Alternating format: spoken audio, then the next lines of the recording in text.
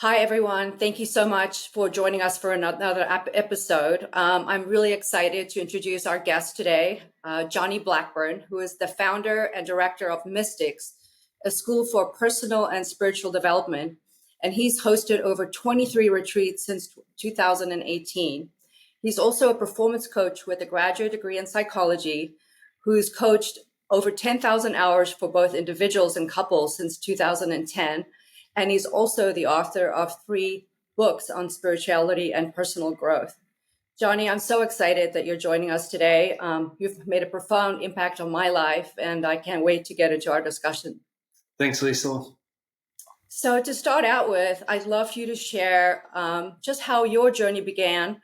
I know you started like myself, working for the Big Four audit firms as a consultant, but how did you pivot from that to becoming a spiritual coach?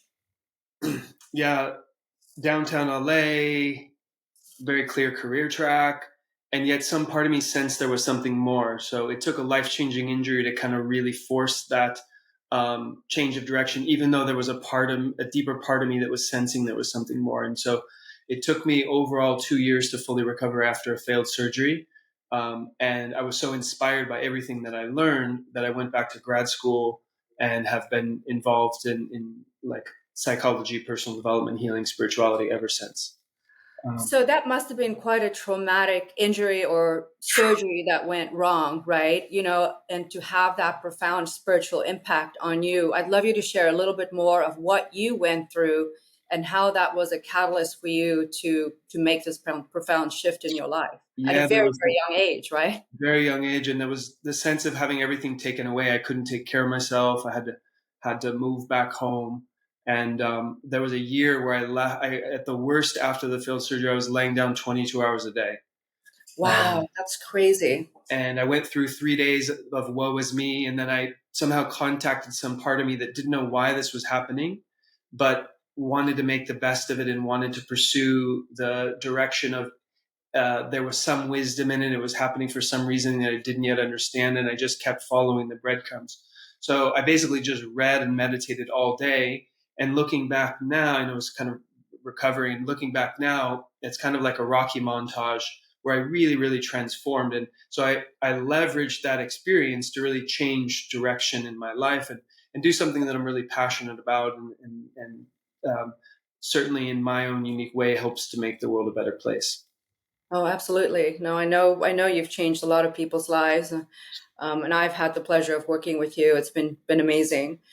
Um, so did you go back to being a consultant, and then you went into? Did you in that time? Did you Yeah, figure after I fully recovered, I went back. I said, how can I be of service now, life? And then I went back to consulting. But I found myself at night just reading ravenously, reading and meditating and continuing to get immersed in all things personal, spiritual development, psychology, healing. And at a certain point, it became clear to kind of go back to graduate school. And actually, I was looking, but I wasn't finding anything. And I was reading a book on a beach, and a woman came up to me because she saw the title. She was a psychotherapist. And because of that, she ended up directing me to the progressive school that I went to. So I really felt guided, like I felt guided in purpose for a long time in that way. Wow, that's amazing. So that trauma really was a catalyst for you to change and to grow. I know in my life, gosh, I've had multiple Yeah. situations where I think I've been brought to my knees and, lost everything and restarted. And at the time, it feels like my whole world is over. It falls Mm-hmm. apart. My identity is gone. Mm. And yet I look back and I'm profoundly grateful for those experiences because it Mm-hmm. was such a catalyst for growth and change. There's a quote Uh, I love by Rumi: "The wound is where the light gets in," oh, and yeah, I love Ruby it too. really Yeah. hurts initially. And and I also want to note that it's important that we don't spiritually bypass because um, many of us in our own way, and especially in the recent events in Los Angeles fires and all throughout the world, there's a lot of challenge and transformation right now, and it's important to kind of meet the experience and imagine people's what's real for them, what they're feeling, the shock, the confusion, the devastation, many people having lost everything, many people's homes were not insured, um, and many people lost all of their possessions, some of their most, certain monetary things, but also certain prized possessions. And so there's a tremendous sense of loss, and having everything taken away. So I think it's important that as we look at these things, we first meet the experience with presence and empathy, and really imagine what something's like for someone. Yeah, absolutely. And I think sometimes that experience of loss and grief, and trauma is such a scary emotion to go into. Mm-hmm. And I think there's so much spiritual jargon out on social media right now, Mm-hmm. that people think, well, like if I can just become spiritual overnight, I don't have to feel all of this stuff, right? If I can. Right. And I think what you're saying, and what I've experienced myself, that unless you're willing to sort of sit with the emotions that you're experiencing during a time of trauma and loss of identity, it's difficult to transform, because Yeah. What? unless, like you said, if you can't go into the darker places, you can't let the light come in. Mm, So I'd love well you to said. share a little bit more about that. Yeah. Well, it's on some way. In some ways, it's really a profound time to be alive. There are benefits and downsides to social media. One of the benefits is that we can get access to information and wisdom from all over the world, and across culture. So you could get, pop psychology degree on Instagram or on social media.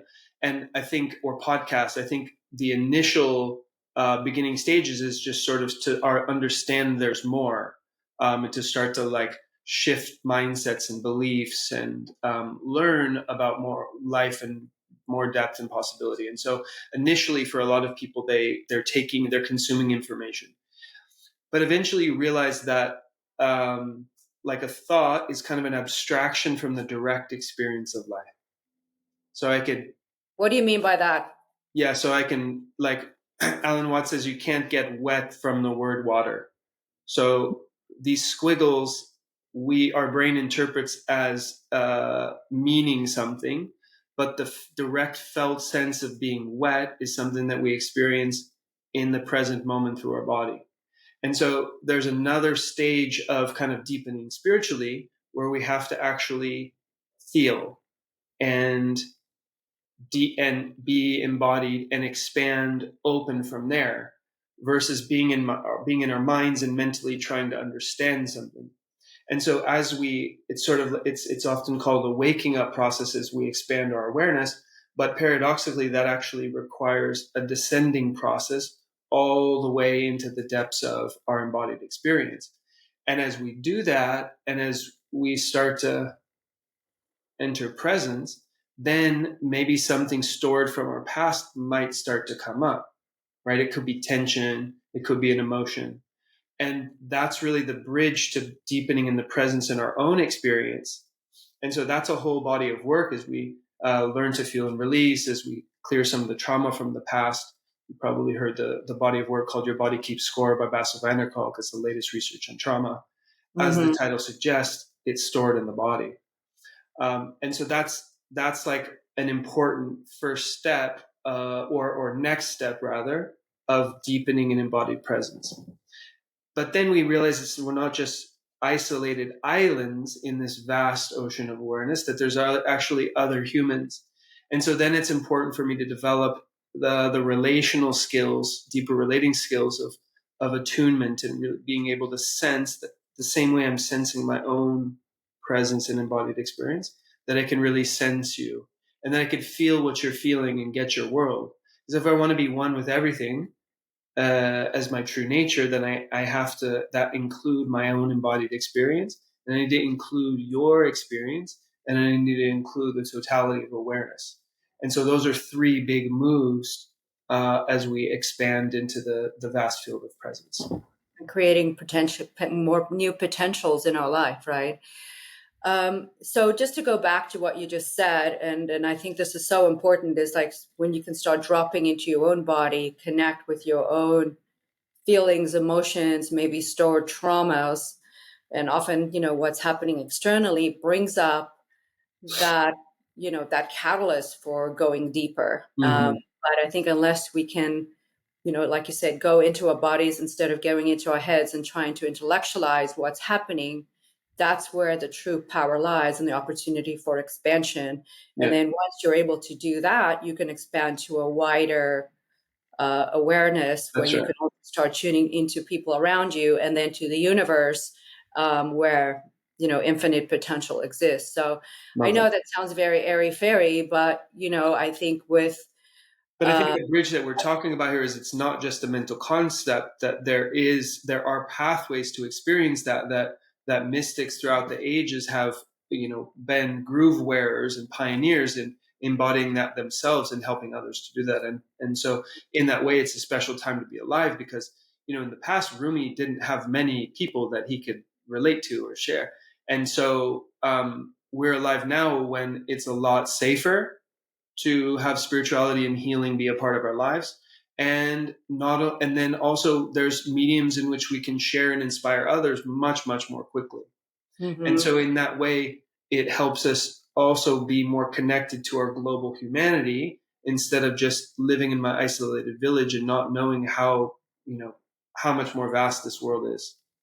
Absolutely, Yeah. and I think we're already seeing that, how people are going above and beyond themselves to assist some of the people that are going through trauma right Yeah. now. And the level of empathy that we're seeing through this trauma from strangers to people around them is incredibly heartwarming. And I think that this is such a global growth opportunity for all of us. I think for us, watching this from afar, my heart goes out to everyone that's Mm-hmm. experiencing all this trauma. Mm-hmm. I've been there in some shape or form in my life before, and I'm sure most people can relate to a Mm-hmm. deeper trauma that they've had either in their childhood or later in life. Mm-hmm. But again, it's a huge opportunity if you're willing to, like you're explaining right now, if you're willing to sit with it and really get into that emotion of grief and loss, etc. There is a light beyond that. Is that correct? Yeah. And that's the right order of operations too, to really feel what's alive in my body in the present moment. So that's the first thing we need to do, right? That's Is the to doorway. Yeah. That's the doorway. One So of for the things someone, that precludes that, though, are protectors, and protectors are psychological parts that help protect our vulnerability and prevent us from feeling pain. And so they're designed, and they arose at various times. I mean, we all have them, although various different of us use different ones at different times. But some of those are kind of hyper intellectualizing, going numb, going out of the body, distracting ourselves on social media, addictions, being kind of getting into a rigid straitjacket and everything's fine. And so in these ways, we use these defenses to help uh, protect us from feeling pain. But at a certain point, they're actual barriers to presence, relaxation, aliveness, love, openness.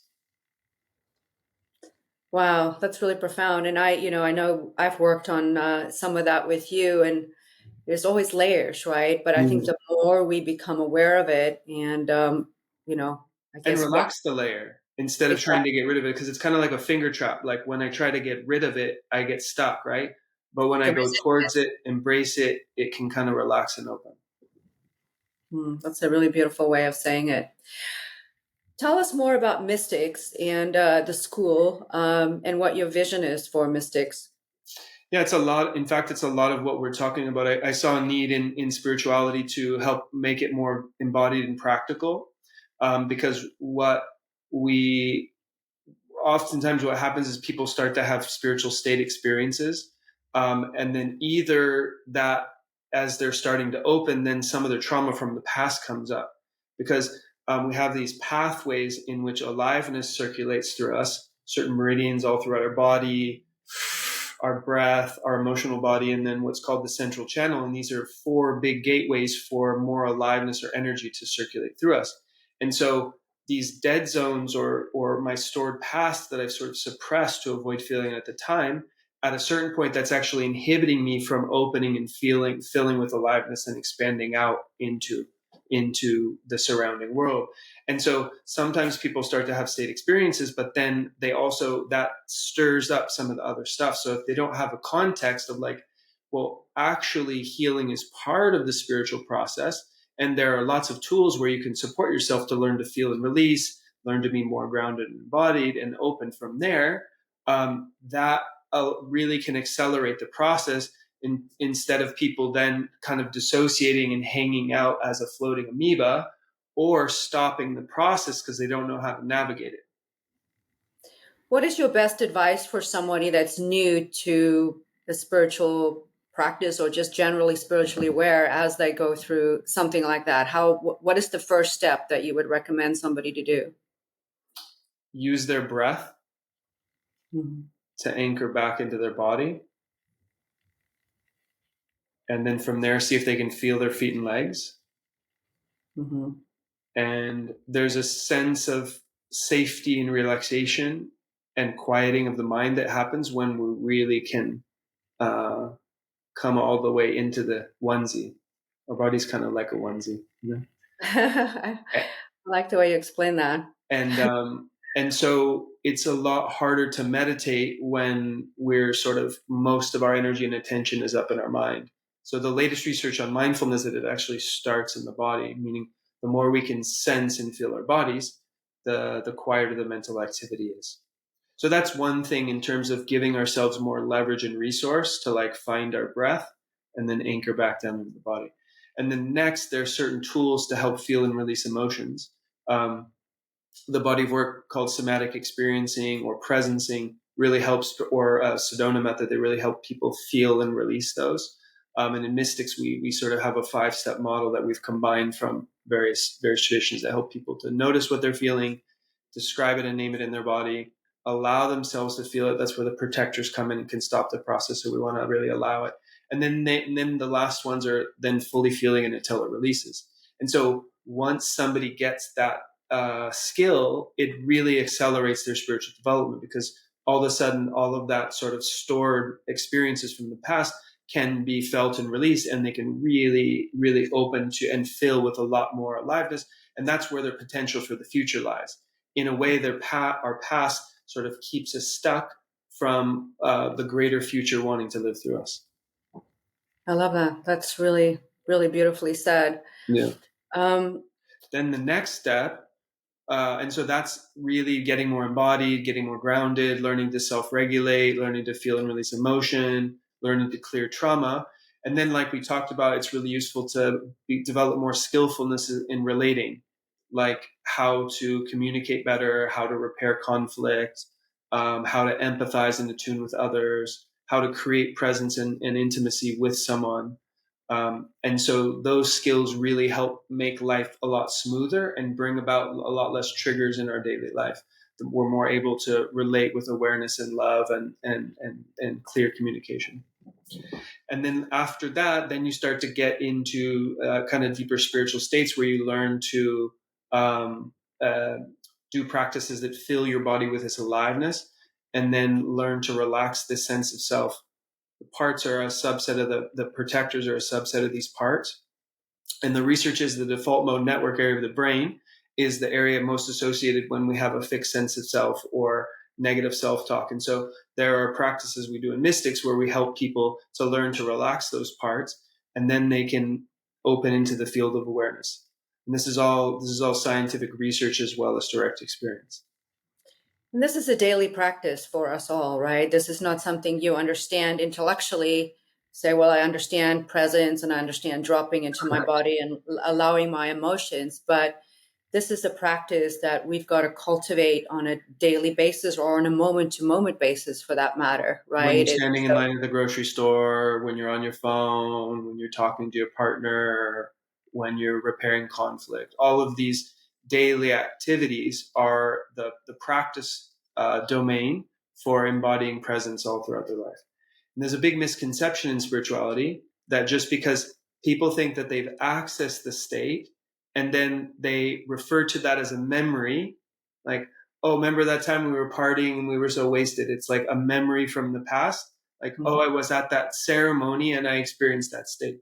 The error that people make is to not realize that, well, that was actually a glimpse of possibility. And then the practice is, how do I embody that all throughout my life? How do What do I you mean feel by present? embody that? Uh, how do I feel deeply grounded in my feet and legs? How do I open my breath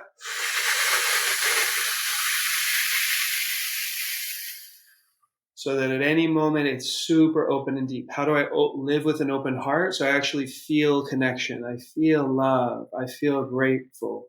That it's not just a concept like I read this meme, but I actually can feel that. And when I'm talking to the person at the grocery store, there's a kindness that emanates me from that. So that's embodying the qualities, rather than just like, oh yeah, I heard it's good to be kind. You Exactly. know. Yeah, yeah. And that's a whole different concept, that I think tuning into our hearts and operating from our hearts is probably the biggest gift we can give for ourselves, and to others, Mm. because that's also how we tune into purpose and, I believe, get divine guidance from being in our hearts, right? I think without being in our hearts, it's difficult. I know for myself, it's difficult to get true guidance on next steps in my life, etc. But also, my life is so much more meaningful when Hmm. I can operate from my heart. And it's not always easy, right? Because we do have protectors and we have things Mm. happen and we shut down and we close up. But Yeah.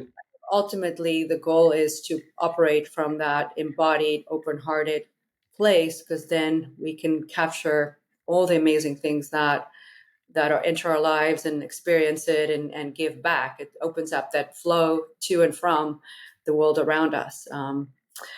So Carlos absolutely. Castaneda has a quote: "There's not one right way. All paths lead to the same place. Choose one with heart." And I That's like that because he's speaking to, there's not a right way in spiritual development and there's many paths, but there's kind of you can interpret it there. The hint is, but they ultimately lead back to living with an open heart, as loving presence. And so choose whatever path that you want, but know that loving presence is the destination, whichever way you go. yeah, and that's also the place where there's the most potential and the most energy, and yeah, it's such a And the beautiful. compassion Mhm. for the world and others. And I think there's an opportunity for many of us to circle back to what's been happening, to be able to relate and feel in our heart. That's the bridge to empathy. That's the bridge to connection, and to be able to meet it with compassion.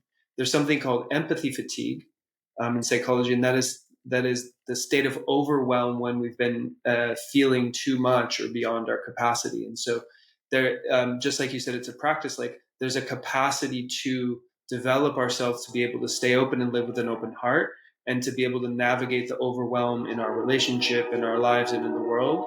And so I think that's our practice of, like, I feel and relate to the world only to the extent that I shut down and I can't take anymore. But I don't stop there. I just know I reached my limit, and then I go back and release that and get my resource back. And then I keep going, and it's like strengthening the muscle of my heart to live openly and be with the depth and range of experience. Hmm. Requires a lot of trust to do that. Trust, Mm-hmm. in the universe, and also in yourself, trusting Mm-hmm. Has that. that been a process that you've been deepening in?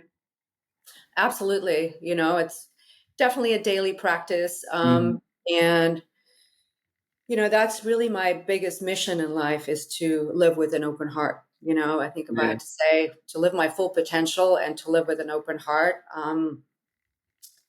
that's really, I think, what I strive for. So, and you've been very helpful in, you know, guiding me and giving me tools to do that easier and easier.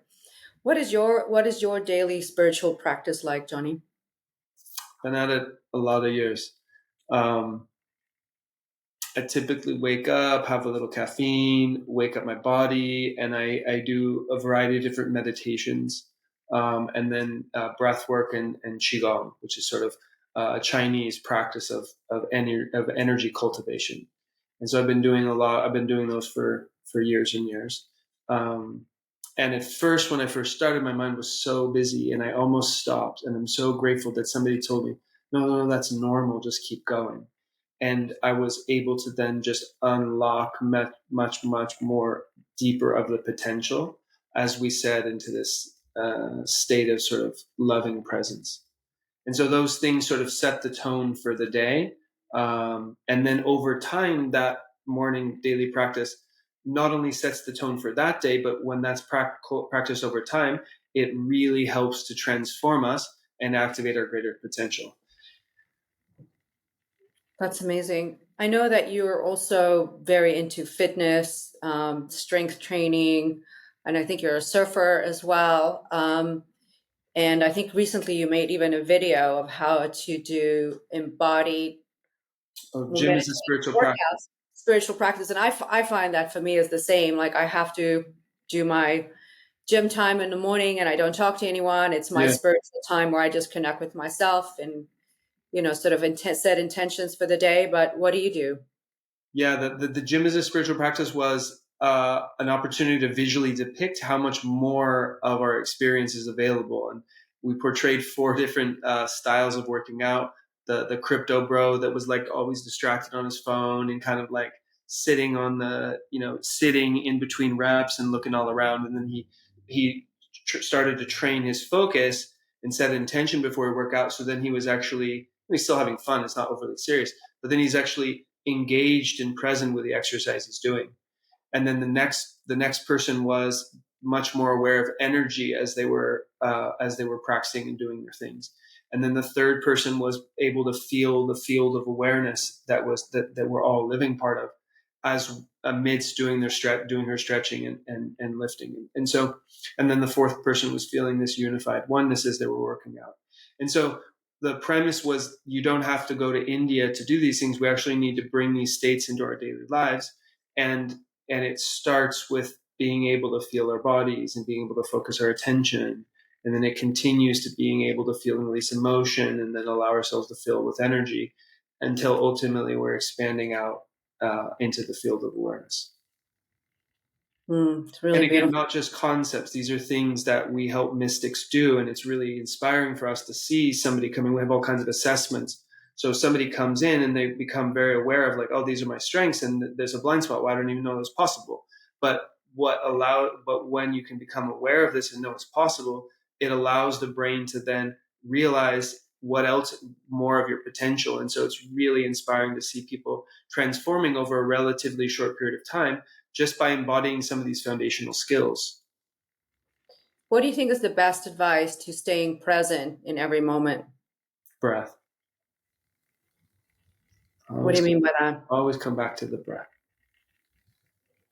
So just being aware of your breath in every moment. Taking the attention, because let's say my attention's off in thought or I'm kind of floating on my body. No matter what's happening, I always can direct my attention to my breath. If there's pain in the body, if there's overthinking. So bringing the attention back to the breath is a great first place to start. The breath and the body are some of the best anchors to the present moment. And then obviously with meditation as well, that's something that you do on a daily basis, and that's a very important part of your spiritual development. Research and we have over 1,000 research studies on meditation a year now. Whereas it used to be fringe, and university professors researchers could lose their tenure for talking about it. But now we're able to use neuroscience, and we're learning so much about actually the benefits and what's most effective. There's an interesting study where they did 6 weeks of meditation for 3 different groups. I think it was about 20 minutes. One group is doing breath practice, so they're focusing on their breath.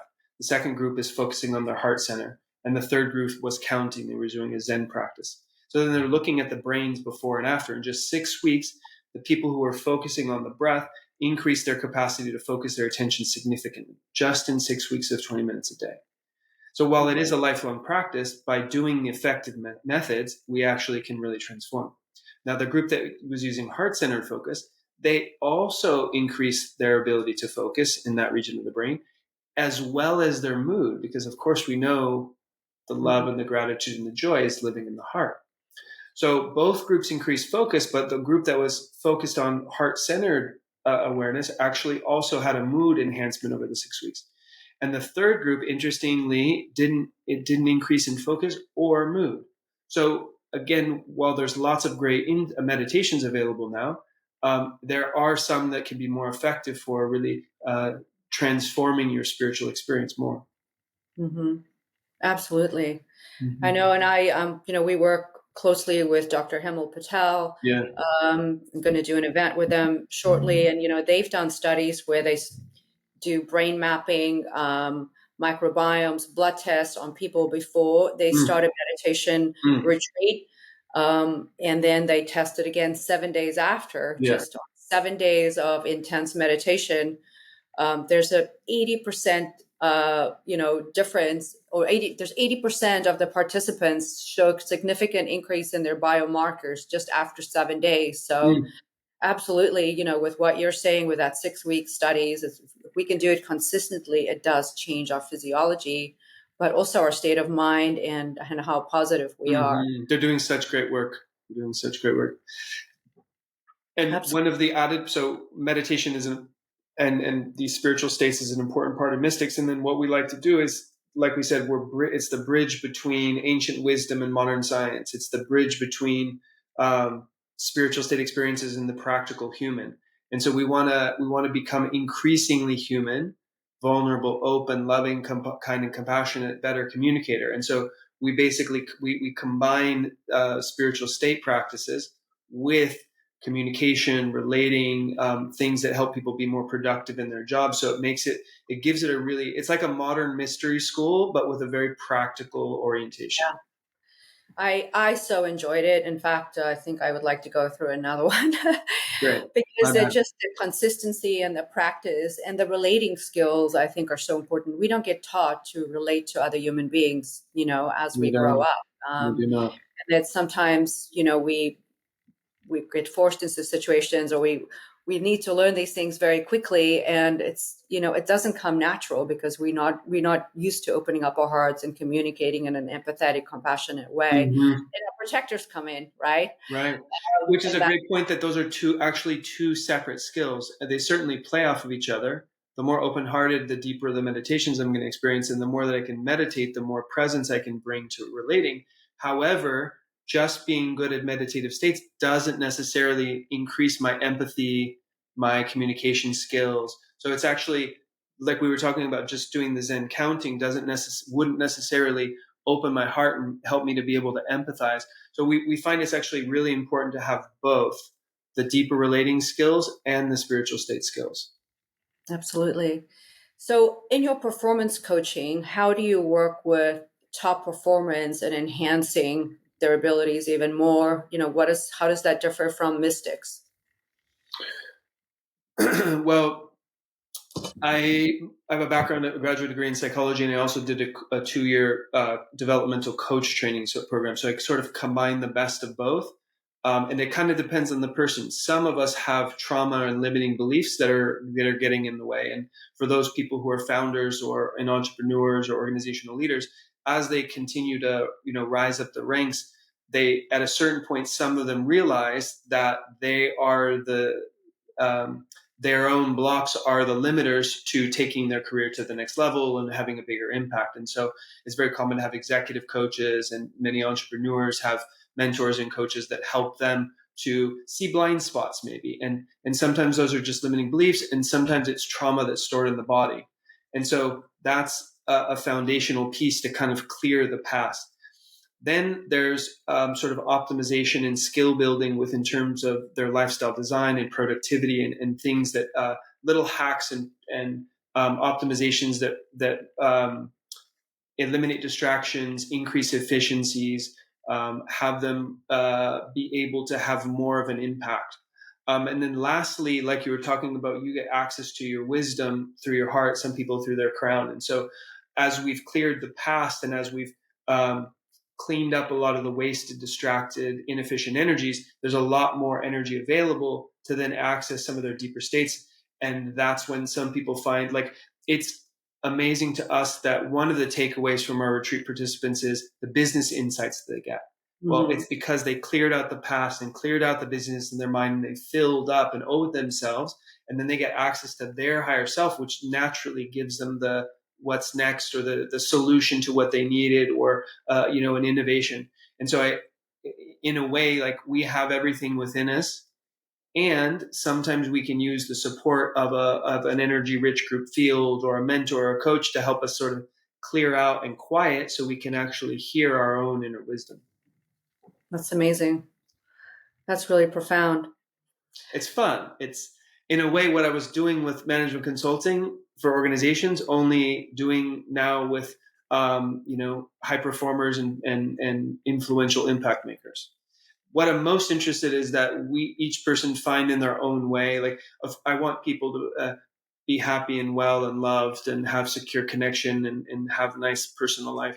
And I'm also interested in helping people live their purpose and live their full potential, because each of us in our own way has the key to unlock the future of humanity. And I think we're alive at a special time where more and more of us are recognizing that this is our world, and discovering what's ours to do to create a positive ripple of betterment, beautification, and more brightness in this world. Be a light. Yeah, be a light in this world. Yeah, absolutely. Like candles, we light ourselves, and then we help light others. That's really beautiful. That's really beautiful. Um, is there anything else, Johnny, that you feel like you're called to share? I think especially during this time where I think a lot of people are going to be seeking answers and have to redefine them, or reimagine themselves and start fresh. Yeah, my Any. heart goes out to them. I know you and I can, in our own personal journey, can relate to that phase, Mhm. and I think it allows us to really empathize with what it's like for a lot of people right now. Absolutely. Is there anything else that you think you'd like to share about all that? What else can what other advice do you have for people? Well, I would say it's really inspiring for a Southern California, like in Southern California, what we're doing as a community for each other, and our awarenesses. And I think it's important that we help to get through this phase and rebuild. And on a larger global scale, I think the events of 2020 really had a lot of people do some soul searching, and realign their priorities, and clarify what matters most, and how they want to live deeply, and how they want to contribute. And that's had some people change careers, transition in certain important areas of their lives. And while that can be a really challenging process and phase, there's a wiser part that's guiding us all. And there's a wiser part that was guiding me when I was completely floor-ridden, and following the beckoning of those whispers helped lead me to my way of contributing.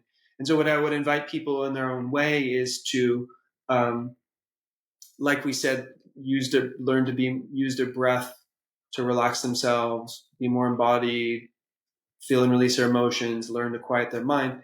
And in doing so, they get to access the wiser part of them, and develop a relationship with that part that's trying to guide them to their greatest potential, trying to guide them towards their best future, and also guide them to their contribution to help make the world a better place.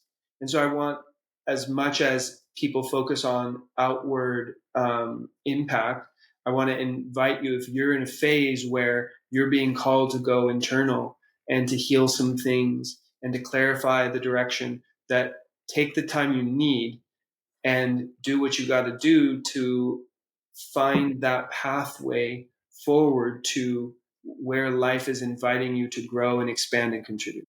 So, Johnny, I really am so grateful that you were willing to spend this time with me today. You are one of the most gifted spiritual teachers that I've worked with over the past couple of years.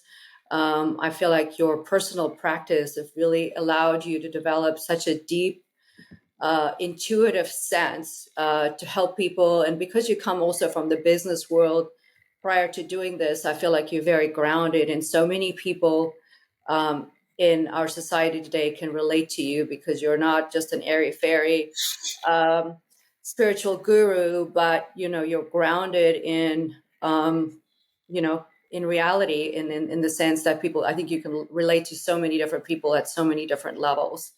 So thank you Presence so in much. work, love, and life. In what you say, work, love, and life. Is that what you're We saying? want to bring the presence into the work, into the love, into the life. In life in general. Yeah, absolutely. We want to live full, abundant lives. So I know people are going to want to reach you after listening to this podcast. I think a lot of people will be interested potentially in doing mystics with you. How can they reach you? And I'd love you to share a little bit about your books too before we wrap up. People can access my website at johnnyblackburn.net. I'm sure you put the spelling of that in the show notes.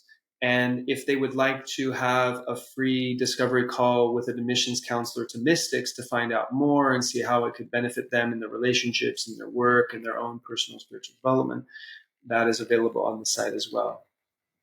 Fantastic. Thank you so much, Johnny. Really appreciate your time. And I would love to have you back on the podcast so we can delve deeper into some of these concepts that we discussed today. Thanks, Liesl. Would love to. Thank you so much. Thanks for all you do.